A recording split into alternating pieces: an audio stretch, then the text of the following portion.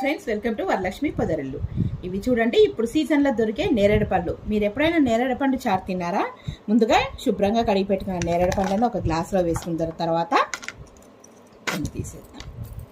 తర్వాత ఒక పావు టేబుల్ స్పూన్ ఉప్పు, పావు టేబుల్ స్పూన్ కారం ఈ గ్లాస్ మీద గ్లాస్ బోర్లిచ్చి ఒకసారి ఇలాగా షేక్ చేద్దాం.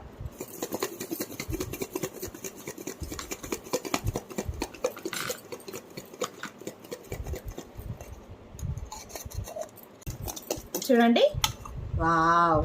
ఇప్పుడు ఇవి బౌల్లో వేసేసుకొని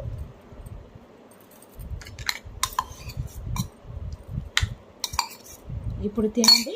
టేస్ట్ చేస్తే